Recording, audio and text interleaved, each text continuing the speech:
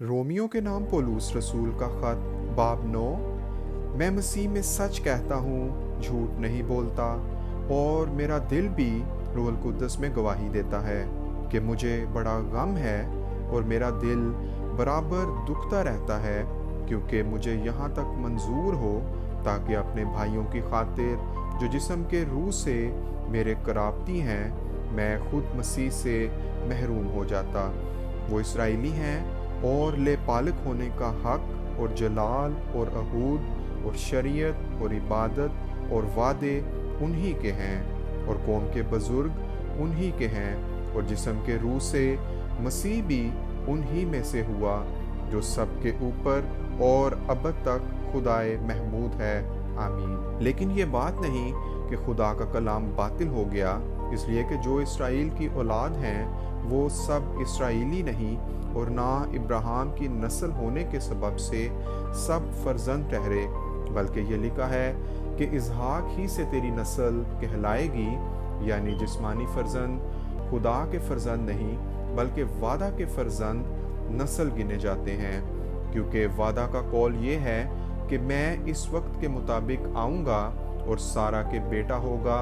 और सिर्फ यही नहीं बल्कि रिबका भी एक शख्स यानी हमारे बाप इसहाक से हामला थी, और अभी तक ना तो लड़के पैदा हुए थे और ना उन्होंने नेकी या बदी की थी कि उससे कहा गया कि बड़ा छोटे की खिदमत करेगा, ताकि खुदा का इरादा जो बरगजीदगी पर मौकूफ है अमाल पर मबनी न ठहरे बल्कि बुलाने वाले पर। चुनाचे लिखा है कि मैंने याकूब से तो मोहब्बत की मगर ईसाऊ से नफरत।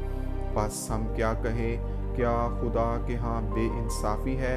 हरगिज़ नहीं, क्योंकि वो मूसा से कहता है कि जिस पर रहम करना मंजूर है उस पर रहम करूँगा, और जिस पर तरस खाना मंजूर है उस पर तरस खाऊँगा। बस ये ना इरादा करने वाले पर मुनहसर है, ना दौड़ धूप करने वाले पर, बल्कि रहम करने वाले खुदा पर। क्योंकि किताब मुकद्दस में फ़िरौन से कहा गया है कि मैंने इसीलिए तुझे खड़ा किया है कि तेरी वजह से अपनी कुदरत जाहिर करूं और मेरा नाम तमाम रोए ज़मीन पर मशहूर हो। बस वो जिस पर चाहता है रहम करता है, और जिसे चाहता है उसे सख्त कर देता है। बस तू मुझसे कहेगा, फिर वो क्यों ऐब लगाता है? कौन उसके इरादा का मुकाबला करता है? आए इंसान, भला तू कौन है जो खुदा के सामने जवाब देता है? क्या बनी हुई चीज़ बनाने वाले से कह सकती है कि तूने मुझे क्यों ऐसा बनाया? क्या कुम्हार को मट्टी पर इख्तियार नहीं कि एक ही लोंदे में से एक बर्तन इज्जत के लिए बनाए और दूसरा बेइज्जती के लिए? बस क्या ताजुब है अगर खुदा अपना गज़ब ज़ाहिर करने और अपनी कुदरत आश्कारा करने के इरादा से गज़ब के बर्तनों के साथ जो हलाकत के लिए तैयार हुए थे नहायत तहम्मुल से पेश आया, और ये इसलिए हुआ कि अपने जलाल की दौलत रहम के बर्तनों के ज़रिया से आश्कारा करे, जो उसने जलाल के लिए पहले से तैयार किए थे, यानी हमारे ज़रिया से, जिनको उसने ना फ़क़्त यहूदियों में से बल्कि गैर कौमों में से भी बुलाया। चुनांचे होसिया की किताब में भी खुदावंद यूँ फरमाता है कि जो मेरी उम्मत ना थी उसे अपनी उम्मत कहूँगा, और जो प्यारी ना थी उसे प्यारी कहूँगा। और ऐसा होगा कि जिस जगह उनसे ये कहा गया था कि तुम मेरी उम्मत नहीं हो, उसी जगह वो जिंदा खुदा के बेटे कहलाएंगे।